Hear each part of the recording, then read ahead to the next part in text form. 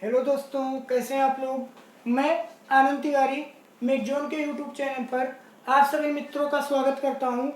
देखिए दोस्तों, आज हम लोग अपनी क्रमिक चर्चा को आगे बढ़ाते हुए समास की हम लोग चर्चा कर रहे थे। तो समास, समास विग्रह, समस्त पद, तत्पुरुष, अव्ययी भाव, इन दोनों के बारे में हम लोगों ने पिछले लेक्चर्स में पढ़ लिया था। यहाँ आज हम अपना अगला प्रकार देखते हैं, कौन सा, कर्मधारय समास। अगर आपने समास का पहले वाला वीडियो नहीं देखा है तो ये वीडियो देखने से पहले उसको देखिए तो आपको बेहतर समझ में आएगा। अब कर्मधारय समास। अच्छा भैया, समास की बात हो रही है तो पद इसमें भी दो होंगे। कौन कौन से? पूर्व पद, उत्तर पद, इन सबसे आप परिचित हैं। दो पद होंगे। तो कर्मधारय समास क्या होता है? ऐसा समास जिसका कभी पहला तो कभी दूसरा पद प्रधान होता है। क्या होता है कर्मधारय समास? ऐसा समास जिसका कभी पहला तो कभी दूसरा पद प्रधान होता है। या ये तो बुक की परिभाषा है कि ऐसा समास जिसका कभी पहला तो कभी दूसरा पद प्रधान होता है। मैं क्या कहता हूं कि दोनों आपको जो शब्द दिए हैं उनका आप समास विग्रह कर दीजिए। उनका क्या कर दीजिए? समास विग्रह। तो दोनों शब्दों के बीच है जो, या के समान, या इसी को कभी कभी रूपी, ठीक, के समान या रूपी, ये शब्द आते हैं। अच्छा, मैं कर तो यहां से देता हूं, आप कर्मधारय समास का कोई भी उदाहरण दीजिए, मैं तुरंत कर दूंगा इस अपने दूसरे नियम से, ठीक। लेकिन अगर मैं यहां से कर देता हूं तो ऐसा लगता है कि कुछ बातें छोटी छोटी सी रह गई हैं, ठीक। तो दो बातें और लिखता हूं। क्या दो बातें और क्या हैं? कि जिसमें विशेषण विशेष्य की बात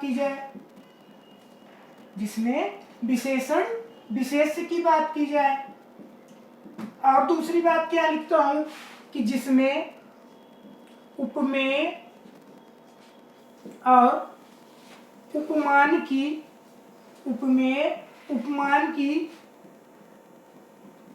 तुलना की जाए। अब भैया यहाँ देखिए, है जो या के समान या रूपी शब्द जो आता है ये तुलना के लिए ही तो लगा है, ठीक। अब देखिए, पहले आप ये समझिए विशेषण और विशेष्य क्या होते हैं। तो जो शब्द जिनकी विशेषता बताई जाती है उसको हम लोग विशेष्य कहते हैं, और जो शब्द विशेषता बताते हैं उनको हम लोग विशेषण कहते हैं। जैसे सुंदर लड़का, तो लड़का यहाँ पर क्या है? लड़का विशेष्य है और सुंदर विशेषण है। या कभी कभी कुछ लोग क्या बोलते हैं कि भैया जो संज्ञा या सर्वनाम होगा वो विशेष्य होगा। ये भी सही बात है। क्यों होगा? चूंकि विशेषण क्या होते हैं? हमेशा संज्ञा और सर्वनाम की विशेषता बताते हैं। तो यहाँ पर लड़का विशेष्य और सुंदर विशेषण हो गया। जैसे मैं कहूं काली गाय, तो गाय यहाँ पर क्या है? विशेष्य है, और काली क्या है? विशेषण। जैसे मैं कह दूं लाल चुनरी, तो चुनरी यहाँ पर क्या है? विशेष्य, और लाल हमारा क्या है? विशेषण। अब बात आती है कि उपमेय और उपमान क्या होते हैं। उपमेय और उपमान में हमको भी बहुत दिक्कत होती थी। तो मैंने कैसे सीखा, आप देखिए, मैं जैसे शब्द लिखूं चंद्रमुख, समास विग्रह, चंद्रमुख समास विग्रह करना, इसके पिछले वीडियो में बताया था आपको कैसे करना है।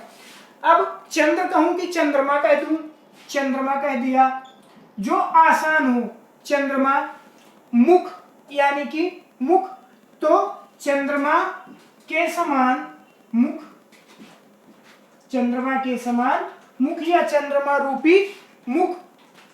तो उपमेय और उपमान क्या होता है कि उपमेय वे शब्द होते हैं जिनसे उसकी तुलना की जाए, और जिसकी तुलना की जाती है वो क्या होता है, उपमान होता है। ये तो भैया परिभाषा है, लेकिन मैंने कैसे सीखा कि जो मनुष्य से जुड़ी हुई चीजें होंगी, जो मनुष्य से जुड़ी हुई चीजें होंगी, वो हमेशा क्या होगी, उपमेय होगी। कभी गलत नहीं होगा, कहीं लगा दीजिए कि जो मनुष्य से जुड़ी हुई, मनुष्य से रिलेटेड चीजें होंगी वो हमेशा उपमेय होंगी। तो यहाँ पर जो मुख है ये क्या है, हमारा उपमेय है, और चंद्रमा जो है ये क्या है, उपमान है। तो देखिए भैया, उपमेय से उपमान की तुलना की गई। अब मेरे वाला तरीका दोनों के बीच में है, जो के समान मैंने बोला था, आप कोई भी कर्मधारय समास का उदाहरण देंगे, मैं इसी रूल से कर दूंगा। बीच में देखिए आपने समास विग्रह किया, क्या आ गया, के समान आ गया, हो गया ना, है क्या, कर्मधारय समास।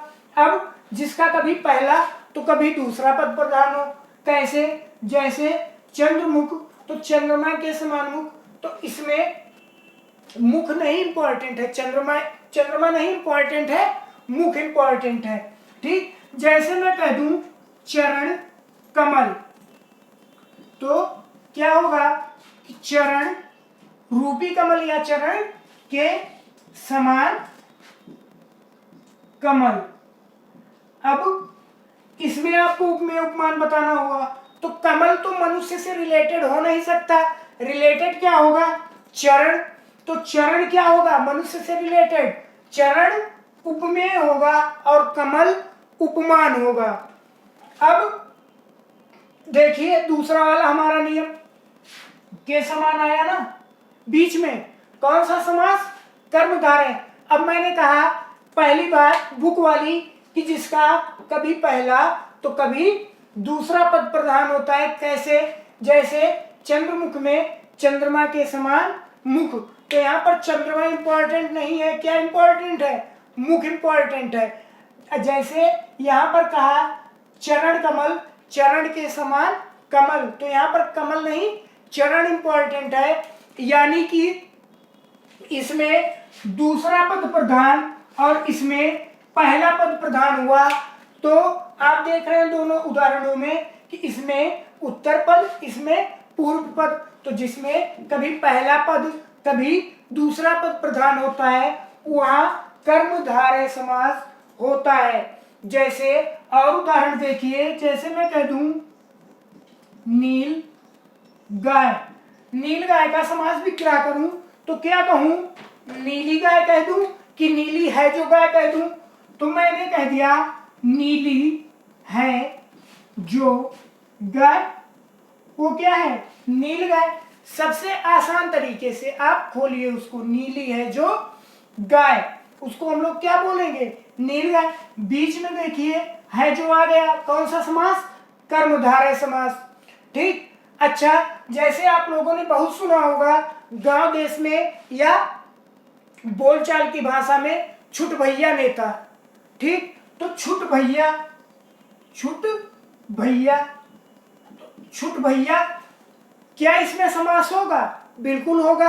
अगर दो शब्द है तो समास होगा, कैसे होगा, मैं समास विग्रह करिए आप, छुट कह दूं कि छोटा कह दूं, छोटा कह देता हूं, तो छोटा है जो, भैया कह दूं कि भाई कह दूं, भाई कह दिया, तो छोटा है जो भाई, बीच में है जो आ गया ना, कौन सा समास, कर्मधारय समास।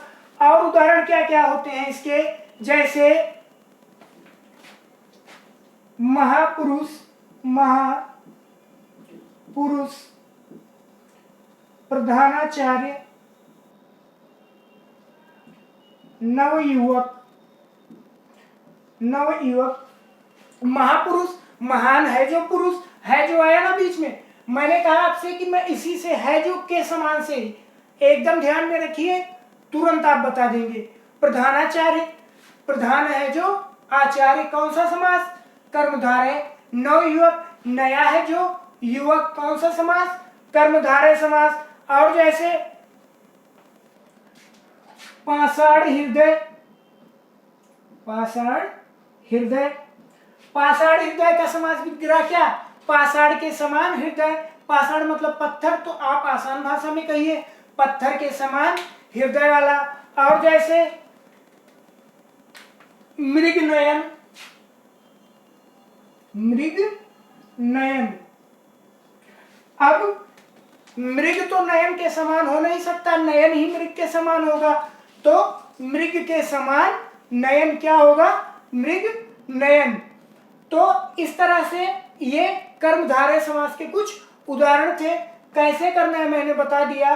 आप विशेषण विशेष, उपमेय उपमान, उपमेय, अच्छा फिर से देखिए उपमेय क्या होता है, जो मनुष्य से जुड़ी हुई चीजें होंगी, जैसे चंद्रमुख में मुख, चरण कमल में चरण, जो मनुष्य से जुड़ी हुई चीजें होंगी वे उपमेय, और बाकी जो दूसरा पद होगा वो क्या होगा, उपमान।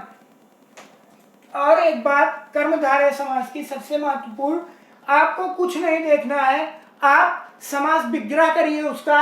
अगर बीच में समास विग्रह के बीच में है जो या के समान या रूपी जैसे शब्द आ जाते हैं तो वहां पर हमेशा हमेशा कर्मधारय समास होगा। और मान लीजिए आपसे कभी पूछ ले कि ऐसा समास जिसका कभी पहला तो कभी दूसरा पद प्रधान होता है, कौन सा समास, कर्मधारय। बढ़ते हैं अगले समास की ओर, बहुत ही आसान है, कौन सा, द्विगु समास।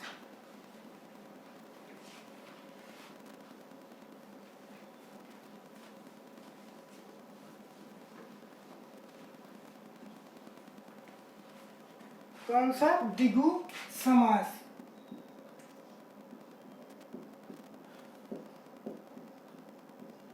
अब समास की बात कर रहे हैं तो इसमें भी तो पद होगा, तो द्विगु समास में एक ही बात से काम चल जाता है, क्या, कि जिसका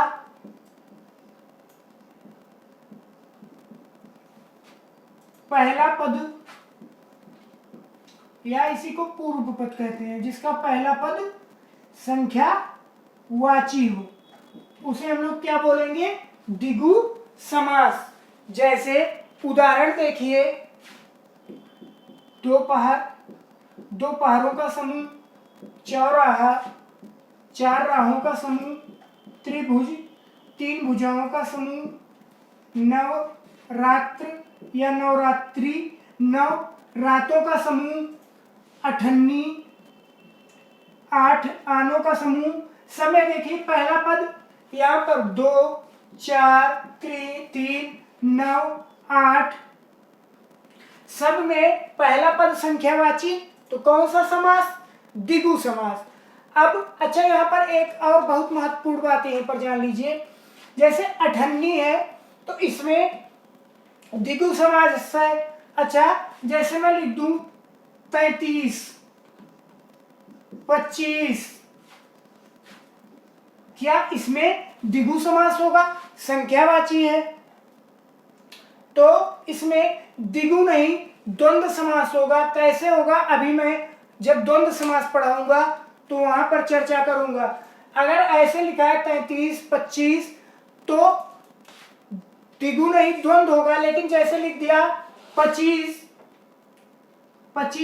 बाल्टी, तब क्या हो जाएगा, तब द्विगु हो जाएगा। लेकिन अगर बाल्टी ना लिखा हो, सिर्फ 25 लिखा हो, पूछे कौन सा समास, तो कौन सा समास, द्वंद्व समास। और इसके क्या है उदाहरण, जैसे 58 हो गया, सप्ताह, 7 दिनों का समूह, शताब्दी, 100 अब्दों यानी 100 सालों का समूह। तो जिसका पहला पद संख्यावाची हो उसको हम लोग क्या बोलेंगे? द्विगु समास। बहुत आसान है। देखते हैं अगला प्रकार कौन सा? द्वंद्व समास। समास की बात है तो इसमें भी दो पद होंगे। तो द्वंद्व समास क्या होता है कि ऐसा समास जिसके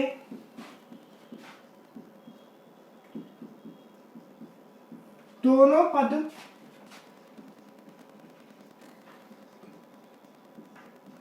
प्रधान हो उसे द्वंद्व समास कहते हैं। ये तो किताब की परिभाषा है। मेरी परिभाषा क्या है? अच्छा भैया, द्वंद्व का मतलब क्या होता है? कहते हैं द्वंद्व ना ठालो। द्वंद्व का मतलब क्या होता है? झगड़ा, विपरीत बातें। तो ऐसा शब्द जिसमें आपको शब्द दिया गया होगा तो दो शब्दों के बीच योजक चिन्ह, अंग्रेजी में जिसको आप क्या बोलते हैं? हाइफन। ऐसे दो शब्दों के बीच योजक चिन्ह लगा होगा। आप समझ जाइएगा क्या है द्वंद्व समास। ये जो योजक चिन्ह होता है इसका छुपा हुआ अर्थ और होता है, या उसका आप समास विग्रह करेंगे तो और आ जाएगा, या हाइफन लगा होगा, वहां पर क्या होगा? द्वंद्व समास। अच्छा, द्वंद्व का मतलब मैंने बताया आपको क्या होता है? झगड़ा, यानी कि विपरीत बातें। अब विपरीत बातों का मतलब जैसे दिन रात, दिन का उल्टा क्या? रात। माता पिता, ठीक, शुभ लाभ, लाभ हानि, इस तरह से। तो उदाहरण क्या क्या है इसके? जैसे माता पिता, भाई बहन,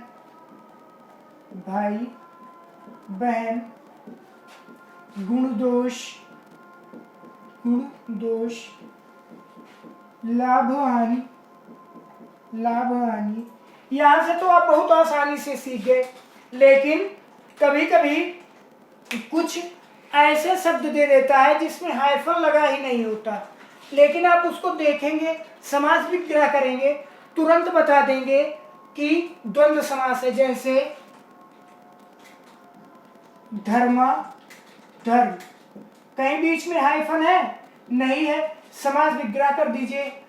धर्मा धर्म का क्या? समास विग्रह, धर्म और अधर्म। मैंने कहा कि जो ये हाइफन लगा होता है इसका कभी कभी अर्थ क्या निकल के आता है? और तो धर्म और अधर्म क्या होगा? धर्म धर्म। और जैसे देवासुर, देव और असुर, कृष्ण अर्जुन, कृष्ण ही नहीं, कौन कौन? कृष्ण और अर्जुन। पेपर में एक बार पूछ लिया गया था क्या? साँझ सवेरा। क्या? साँझ सवेरा। तो साँझ सवेरा में कौन सी संधि?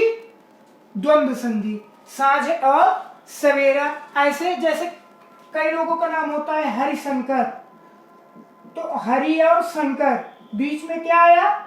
हरि और शंकर। हरि यानी कि कौन? विष्णु जी, और शंकर, ठीक। तो इस तरह के जो शब्द होते हैं उसमें भी क्या होता है? द्वंद्व समास। अच्छा, मैंने आपको अभी पीछे बताया था, दिगु जब बता रहा था कि 25, 33 इस तरह के शब्दों में कौन सा समास होता है? द्वंद्व समास। कैसे होता है? जैसे मैं लिखूं 25, तो 25 का मतलब क्या होता है? 25 का मतलब 20 और 5, 20 और 5, 20 और 5 ही ना 25 होते हैं। 20 और 5, बीच में क्या आ गया शब्द? और। कौन सा समास? द्वंद्व समास। लिखूं मैं 33, तो 33 लिखा, तो 33 क्या होता है? 30 और 30 और 3, 30 और 3 33, बीच में और आ गया कौन सा समास? द्वंद्व समास। आगे बढ़ते हैं, देखते हैं क्या बहुब्रीहि समास। बहुत ही आसान, जितना हम लोग पढ़े लास्ट टॉपिक है बहुब्रीहि समास का सबसे आखिरी प्रकार, और बहुत ही आसान कौन सा? छठा प्रकार, बहुब्रीहि समास। क्या होता है बहुब्रीहि समास? जिसका कोई पद प्रधान ना हो और जिसका दोनों पद प्रधान हो। कौन सा? द्वंद्व समास। जिसका कभी पहला तो कभी दूसरा प्रधान हो। कौन सा? कर्मधारय। जिसका दूसरा हो तत्पुरुष, जिसका पहला हो कौन सा? अव्ययी भाव। ठीक, तो जिसका कोई पद प्रधान ना हो कौन सा समास? बहुब्रीहि। दूसरी बात कहें कि ऐसा समास जिसमें जो दोनों पद होते हैं उनका कोई अर्थ ना होकर कोई विशेष अर्थ आए। जो दो समास विग्रह करने के बाद जो दोनों पद हों उनका कोई अर्थ ना आकर के कोई विशेष अर्थ आए, तो वहां पर कौन सा समास होता है? बहुब्रीहि समास। जैसे उदाहरण देखिए, मैं लिख दूं नीलकंठ, यानी कि नीलाकंठ या नीला है जिनका कंठ। अब भैया नीले, ना तो यहाँ नीला की विशेषता है ना तो कंठ की विशेषता है। नीलकंठ मैंने कहा तो तुरंत कोई विशेष अर्थ निकल गया। क्या? महादेव या शंकर जी को आप कहते हैं नीलकंठ, तो विशेष अर्थ निकल गया। मैं कह दूं चंद्रशेखर, यानी कि जिनके चंद्र यानी कि माथे पर चंद्रमा है। ठीक, जिनके शेखर पर चंद्रमा है, तो ना तो यहाँ चंद्रमा प्रधान हुआ ना तो शेखर यानी कि मस्तक प्रधान हुआ। चंद्रशेखर हम किसको बोलते हैं? शंकर भगवान को। तुरंत कोई विशेष अर्थ आ गया, तो कौन सा समास हो गया? बहुब्रीहि समास। मैं कह दूं वीणा पाणी, बीड़ा पाणी यानी कि जिनके पाणी यानी कि हाथों में बीड़ा है, तो यहाँ पर न बीड़ा की विशेषता हुई प्रधान हुआ न पाणी प्रधान हुआ। बात किसकी हो गई? तीसरा अर्थ किसका आ गया? मां सरस्वती का। ऐसे ही कह दूं मैं चक्रपाणी, दशानन, एक दंत आदि। अच्छा भैया, एक बात यही और बहुत इंपॉर्टेंट समझ लीजिए, पूछा जा चुका है क्वेश्चन, और आप भी थोड़ा ध्यान दीजिए। मैं कह दूं एक दंत में कौन सा समास होगा? विकल्प है आपके पास बहुब्रीहि, दूसरा विकल्प है द्वंद्व, दूसरा विकल्प है द्विगु, दूसरा विकल्प है द्विगु, तीसरा विकल्प है ए व बी दोनों, चौथा विकल्प है इनमें से कोई नहीं। तो एक दंत भैया पहला पद संख्यावाची है ना, एक संख्या होती है। एक दंत तो पहला पद संख्यावाची, तो द्विगु समास। लेकिन ऐसे आ गया एक दंत में, मैं कह रहा हूं कि एक दंत बहुब्रीहि समास का उदाहरण है। ठीक, तो आपके दिमाग में यह होगा कि भैया एक सरजी तो संख्यावाची होता है, द्विगु समास का उदाहरण काहे नहीं? क्योंकि भैया एक दंत का विशेष अर्थ हो जाता है, गणेश जी को कहा जाता है, इसलिए बहुब्रीहि समास होता है। कभी अगर आपको पेपर में आ जाता है तो अगर बहुब्रीहि समास है तो आप बहुब्रीहि समास को उत्तर लगाएंगे।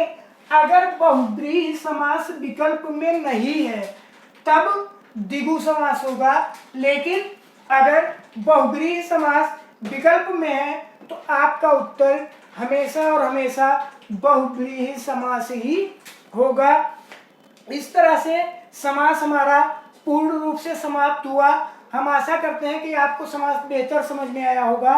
मिलते हैं अगले वीडियो में नए टॉपिक के साथ। तब तक के लिए पढ़ते रहिए, खुश रहिए, स्वस्थ रहिए, मस्त रहिए।